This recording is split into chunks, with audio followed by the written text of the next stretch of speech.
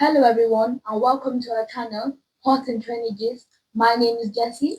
And my name is Luchi, and today we will be bringing you all the latest gist and updates on the stories everyone in town seems to be talking about. And we do hope you have all the fun and stay glued to your screen. All right, straight up to you, Jesse, for our very first story.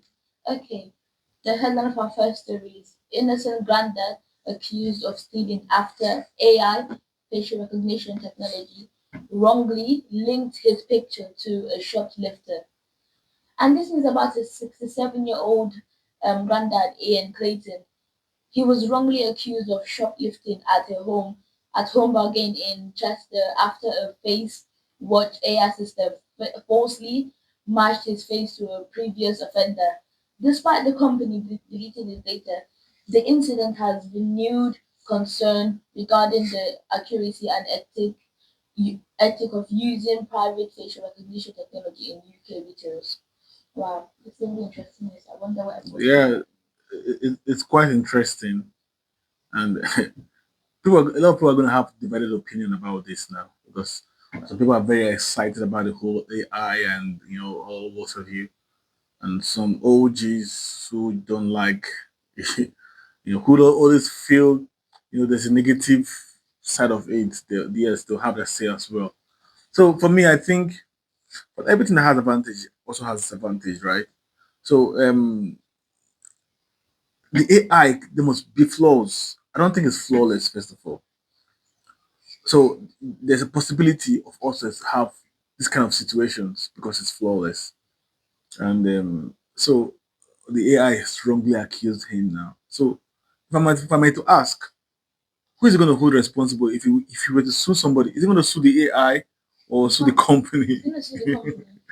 Because how do you even sue AI in the first place? Like the camera or the company who has the camera, who has the whole facial recognition, tech. Well, I hope it doesn't affect his DBS because in this country, your DBS is like your right to work, and if you lose your DBS, there are certain places you can't even apply for a job. Well, we just hope that each situation gets sorted out and he goes home happy at the end of the day. Right. Okay, moving on from that, the headline of our next news is Child and Man died after the fire at a takeaway. And this is about a schoolgirl and a man who died in a fire at a Chinese takeaway that is believed to have been started by an air fryer. And the police confirmed the 11-year-old girl and male age 45 lost their life in the tragedy. A woman in her 30s remained in a serious condition. Yesterday, after Wednesday, 6 a.m., in the incident, also two other children under 10 and two men in their 40s were also taken to hospital from the Golden Phoenix in Grimsby Link. The chief fire officer, Mark Baxter, he offered his condolence to the family and the community, and he also said, "We have determined this. We have determined this started by an air fryer igniting nearby objects." Police also set up a diversion as the road between Lodz and Mandale was closed for more than 4 hours because of the incident. And what I have to say about this is people need to be careful with what they do with like anything that has to do with fire. And also, while we're on about fires, I have some statistics here about fire incidents. And from what I have to say is there's been over 1,470,000 fires that were detected by rescue services just 2025 last year, and there's been a 30% increase from 2024. And while we're on about 2025, as of January 29, 2026, the released statistic of rescue services were 642,170 incidents, and this has been a 7.2 increase from the previous year. So I feel like it went down a bit, but also it's still increasing, so they need to look for more ways to stop the fire. So about air fryers, what do you think? Do you think they are very essential household commodities, or you think something we can do without? I mean, you think in every house should have them, like they're nice to have in the house, very important, kitchen utensils, or you just think it's something well we can do without them? I feel like we can do without them because they're almost the same thing as using an oven because they do exactly the same job an oven would do. So Yeah. Okay. Yeah. So that's just his opinion. So, like I said previously in the first story, everything that has advantage, it must, has its own disadvantage. So I just bring you some what people are saying about this, air fryers now. Some negative things people have said about air fryers based on common complaints. Now, the first is performance and quality food. So it dries out food because they work by circulating hot air. They can easily dehydrate the food, making it dry or tough rather than crispy. And another one is uneven cooking. Food often requires shaking or flipping halfway through, and if the basket is overcrowded, food can turn out soggy or raw on the inside and burnt in the outside. Get that right? And another one is limited food types. So they do not work well for everything, so they are limited. And wet or battered food like wet battered fish, not notoriously difficult to cook as they are as the air blows the batter off. I'm sure you got that. And another one is burned and not fried. Burned and not fried. Some users complain that food just tastes like reheated leftovers rather than properly fried food. I know somebody who can make these kind of complaints. I have some friends who say these kind of things like, they're saying this food are like, reheated leftovers. And most of these people they can't even cook. Trust me, you can't cook. Okay. And another thing they say about the negative side is the design and usability. Now, small capacity, even large models are often too small to cook a full family meal at once. You get what I mean now? So what's the point? Just get a big oven or get a pot and cook your food because most of these air fryers they are the design are very small. Like how do I put it now? The pot in it, where you put the food, they're very small.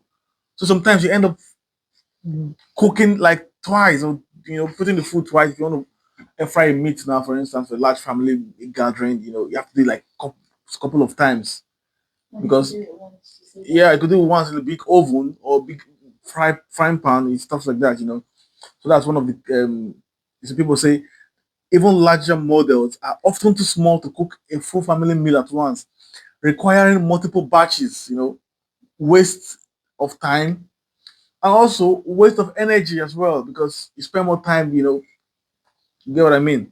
Now, bulky and heavy, they take up significant counter space, making them a poor choice for small kitchens.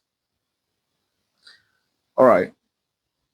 So you get that right. So another one is dumb, microwave, and noisy. Okay, dumb, microwave slash noisy. Now, some critics refer to them as just loud, unnecessarily people that don't like noise. It's a countertop convection oven, a glorified air, a glorified hair dryer. Like I said, I know some persons who pour out all the anger on stuff like this. So they call it a glorified hair dryer. I thought we were talking about air fryers here. Anyway, noisy. The fan can be quite loud, which is annoying in open plain living space. For those who have their kitchen attached to their living rooms. Imagine watching the TV, you're trying to micro air fry something, and the noise from the air fryer is interfering with what you're watching. All right, maintenance and safety. Hard to clean, despite claims that they are easy to clean. Yeah, because you get it in the advert in the box, easy to clean, but they are quite difficult to clean. I tell you for free. Yeah, I've tried to clean one myself, and wow, it almost ended in the bin because it was quite difficult. All right. Another one is damage to non-sticky coating. Yes, because once you scrub hard and you damage the non-sticky coating, it's almost like the end of the whole thing. So the non-sticky coating can wear off over time, especially if put in dishwasher or cleaned with harsh materials. Now, smoke and odor. If grease accumulates in the bottom of the drawer, it can cause significant smoke, setting off alarms. Now, potential for fire, because this is what brought up this whole story, because there were fire incidents as a result of the usage of these air fryers, right? So, potential for fire.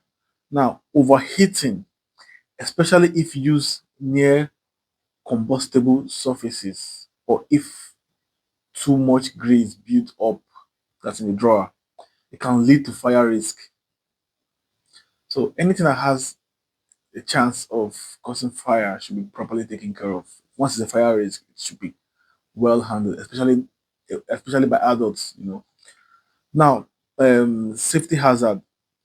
Some users have reported that the plastic parts can melt if the unit is placed too close to a black splash or a hot surface. Well, okay, the end of it is health restrictions and myth. So misleading health claims why they are less oil, why they use less oil, they are still often used to cook processed frozen fatty foods like bacon, which doesn't make them inherently healthy, right? And acrylamide formation. Cooking starchy foods like potatoes at high temperature in air fryers can increase the formation of acrylamide or chemicals that is potential carcinogenic, um, you know, what can cause cancer and all of that. And the nutrient degradation, the high heat can destroy some nutrients and anti oh sorry antioxidants in vegetables. Well, sorry, I don't know what that means now. Okay, oh sorry, I think I got that right. Antioxidants in vegetables, right? Yes. And lastly, cost. The cost. Now it is expensive. High-end models can be quite costly, leading many to feel they are not worth the money for a single-use appliances. Yes, they are expensive. They consume electricity as well as the ovens, and well, that's it for you. So I'm sure some persons might, after listening to this, might go up and just toss theirs in the bin. But then again, it's up to you how well you want to use it. If it's working for you, you can keep having it. All right. Okay, Jesse, please go on with. Um, okay, the headline of our next news is Red Alert on School Wars. TikTok trend, which organizes brawls between rivals and even has scoring system for punches landed on other children. And this news is about how schools and parents around London are on a red alert after it emerged children were being encouraged by social media trend to film themselves violently attacking people from rival schools. And this they were inspired by a post by the notorious LA street gangs, the Blood and the Crips, featuring men in red and blue balaclava. And most of you might know what this means, like I know what it means. For those who don't know what it means, something like the word balaclava is like, how you see people, especially kids nowadays doing like ski masks and just covering their face and all that. That's what that means. So it's kind of from like a movie. Um, it's there's a list in which school falls on the which side and whatever side you're in. If you just imagine like if you're on the red side, if you see any like kid from the blue side, you have to film yourself attacking the child on the blue side. You have to film yourself hitting them, and also you have to count the punches that you place on that kid. And parents are making comments about it because it's not just happening in London; it's happening in other areas of England. And what I have to say about this, I don't really see the reason because children don't go to school to fight. They go to school for one reason, which is to learn, not go to school to get hurt. And whoever came up with this rule of fighting each other, it's not really a good thing. And Uh, everybody has their opinion about it. it's not much of a rule. It's just a very, very sad idea, like point ideas. Some people have their whole head messed up with upbringings. It's just all about the upbringing. I keep saying it. The Western society are to be blamed for the generation, the decadence in this generation. Yeah, I'll say that again. The Western society are to be blamed for the moral decadence in our young generations. Now, I say this because an investigation has been done. You see the Asian kids, talk about the Indians, the Pakistans, they're very well behaved. Why? Because you see, it's like in the Bible, like even also African kids as well. Now, there's a part of the Bible that says, "Spare the rod and spoil the child." And there's also a movie that was came up recently on Netflix, and I think I'm not making any adverts now. Adolescents, right? Yeah, And the whole yeah it was on our recent episodes. yeah.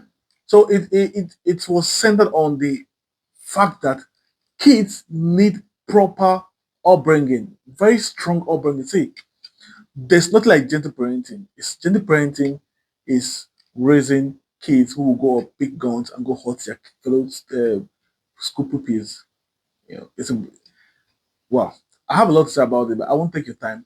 But then again, you watch the Indian kids, you watch the all the Asian kids, you watch how well they behave themselves. And because if you go ask the parents what they do, they'll tell you, well, I don't spare my child when they misbehave. I don't pamper them when they misbehave. Yeah. There's always this very tight rules. They don't go they don't go easy soft on them when you see they notice any mischievous or very or indiscipline. Any just what can you talk about it? Just anything you can think of that makes a child looks nasty. You see what the parents do to them. Same thing with African parents. Like Nigerian parents, will tell you, "Well, I'm a Nigerian dad. I will spank you if you misbehave." You get what I mean? So I think kids who go about doing things are from homes that our parents are like slave. I call them slave parents. Where we have slave queens and slave kings, slave parents who have no right to be parents in the first place. Because you have no right to raise a child because you're not raised properly. Yes, that's my take on this. So how would a child in a very well raised home leave the house with the aim of going to look for somebody to punch? Well, I think the society needs to do better. The government, first of all, needs to stop harassing parents who try to discipline their children, because you can't train these children better than the parents. You can't. And I feel very sorry for parents who are scared because of what the government is going to do to them if they spank the children. You know, I'll tell you for free, it's something you might regret in the future. All right. So I hope this trend stops. I hope anybody who's found, you know, doing something like this gets severely dealt with and, made an example of, so that anybody can go to school feeling safe, whatever school or whatever color your uniform is and whatever school you attend. All right, Jesse. Moving on to our last news from me, the headline is Woman who filmed herself speeding behind the wheel killed two people weeks after passing test. And this is about a 21-year-old woman. At the time, she was 18 at that time. She filmed herself speeding while she killed two people in a crash 3 weeks, just 3 weeks after passing her driving test. And the people she killed were a taxi driver whose name was Octavian Cordrainen and his passenger Moira Wellen, who was a primary school teacher. They died after being hit by Liberty Mitchell, who was traveling at 96 miles per hour in a 60 mile per hour zone in December 2022. Mitchell from Chipping Norton attempted to overtake three vehicles at once before hitting the taxi. Simon Sterling, defending, suggested her actions were a result of inexperience rather than irresponsibility. She was sentenced to jail for 6 years and 8 months. She was also, as well as being jailed, she was also disqualified from driving for 8 years and 4 months. And when she gets the driving test and when she got from jail, she has to undertake an extended driving test to regain her license back. Sorry, who said her The accident was caused by carelessness. I'm sorry, inexperience. Who said that? The lawyer defending her. Defending her. I think the lawyer, that lawyer should face some punishment as well for saying something as I don't want to be too rude. Say something very very dumb like that. What do you mean? So somebody is driving 90 in a 60, 96. 96 in a 60, and you said it's because of illness. What did you say? It's not because of inexperience. It's not because of inexperience. It's responsibility. It's not because of irresponsibility. She was not irresponsible, just Yeah. inexperience, and she was filming it. So okay, so let's say it was a mistake, right? Did your it the accident was caused by a mistake, due to inexperience. But then when you are actively filming yourself doing that, it shows that it was premeditated, it was planned. You actually planned to do that. And in every court, as I think he's a lawyer, so you should know this. Every crime gets judged based on the grounds that it was if it was premeditated or not. So when a crime was planned out and carried out, then obviously you hardly escape the punishment. So this person planned it, got a phone. First of all, it's already a crime to use a phone while driving. And now you're driving on such a high speed and you're filming yourself trying to kill people. Well, 8 years they gave her. I would have given her like 28 years myself and maybe give that lawyer 8 years for saying something that dumb. Okay? Okay, all If right. you want to know more about like driving rates, phones, how it really dangerous is, you should check our last episode because we talked about same case like this too. Yeah, yeah, yeah. Well, the lady house also was on her phone and yeah. The rugby case, right? Yeah. Okay. All right. So now to my favorite part of the segment, which is the sports segment, and got a lot to gist for you. And today I won't be centering on the APL. You know, I like to talk about the APL, my favorite league in the world, and talking about the English Premier League. And but I'll talk briefly about it anyway, because last week we talked about the man who equaled the longest amount of games in the APL. Talking about James Milner, who plays for Brighton, the 40 years old James Milner. And I'd like to bring you an update on his recent, records, which he set last weekend as well, for going past the previous record. So last time we talked about he was joint top Gareth Barry's 653 games. Just last week he played a game and now he's 654. So James Milner breaks English Premier League record, but has some way to go for his next milestone. The Brighton star James Milner made his 654th Premier League appearance at the weekend on November 10. On November 10, 2002, now this is where his whole story started from. A fresh-faced James Milner made his Premier League debut as a 16 years old for Leeds United when he came off the bench to replace James Wilcox in a 4-3 victory over West Ham United at Upton Park. Now, fast forward to 8,504 days, or rather, to sum it up, just say 23 years later. In 3 months,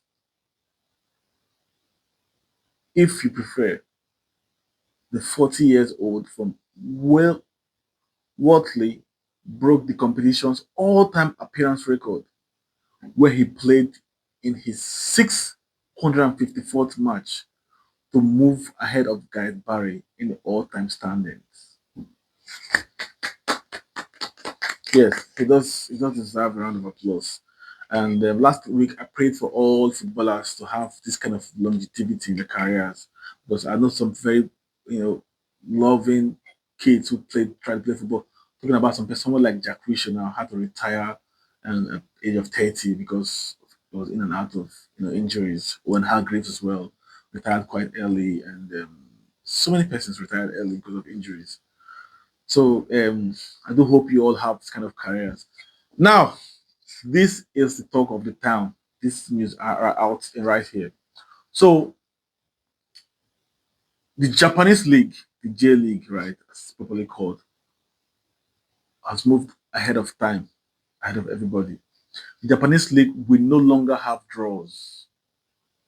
So they scrapped out draws, right? You heard it here the first, for the very first time. So what do you think about this now? This is going to be the question at the end of this whole story. Now I'll read you some updates about it. The J1 League has introduced one of the boldest rule changes in modern football for the 2026 season. They operate a different calendar with the EPL and other leagues and European leagues, for instance. So the league matches cannot end in a draw. So say you want to go and play for draw, maybe you think, oh, this team I can't win them in their home. I'm going to sit out tactically and try to get a draw. No more. And now how this works? If a game is level after 90 minutes, it goes straight to penalties. No extra time. No time to waste time. Now, new point systems. Win in 90 minutes, you get 3 points. Win on penalties, you get 2 points. Loss on penalties, you get 1 point. So, in Europe, for instance, when you lose, you don't get a point. There's no extra time. But now you go if you end as a draw, you go into penalties straight up, and if you lose in penalties, you get 1 point. So you must live with a point. And lose in 90 minutes is 0 points. So nobody gets a point. Every match has a winner, but teams that push it to penalties will still get rewarded. Now, why are they doing this? To boost excitement and eliminate safe draws. Yes, so you don't go play for draws anymore. And increase the drama for fans. I think I'll pay for that, right? I'll pay to go watch matches like that because it's more drama, more intrigues, yeah, and help prepare Japanese players' mentality for major tournaments. Oh, I think that's a good one because World Cups and other international tournaments, you always have penalties, and there's no draws, especially knockout stages in World Cup. You must have a team must go through. So if you go for a draw, you go straight to penalties, extra time and penalties. I think this prepares them, set their minds. They're already used to that kind of situations, and the mentalities are up there, up for it. Now, part of transition season as the league shifts its calendar format, and early chaos. Opening weekend already saw multiple shootouts like BC Kobe and the beat Coyote Sanga FC on penalties, and after a 1-1 draw. So they had a draw and went to penalties. And innovation or the gimmick behind all of this. Now, supporter says more drama, more attacking football, more must-watch games. Critics says add lotteries, elements, devalues tactical disciplines, changes traditional league balance. No major European league has ever tried this full season format. So that's the so now and a league is trying to bring up a new idea. They're trying to be innovative, and for me, I like to see this happen in Europe. That's me now. I like to see this happen in Europe. I like to see teams like some teams like to play negative. We call them the haram football. They come to your home and they want to just play ugly for 90 minutes, waste all the time, and make sure they leave with a draw. So now you're not gonna have that anymore. So teams are gonna go all out there for a win. So like I said, it's a win-win for me. I like to see it happen in Europe. So I don't know about what do you think? I feel like that's actually a really good rule. Like it keeps the game more interesting to people and also it's I don't know, it's just more interesting. Yeah, it's gonna raise the excitement level for the game, and it's something we like to see. We like to see football evolve and become more interesting, like a movie. Like I tell somebody, football is like a movie, just that the actions are real and not fake. There's no film trick. It's like a movie, an action movie that's happening instantly, that's happening live without film tricks. Okay, So there you have it from us today, and we do hope you've had enough time, enough fun with us this time. I hope you stay tuned next time and look out for our next videos, okay? And if you've had all the fun, please, Like and share. there you go. And until we see you next time around, stay positive, stay safe.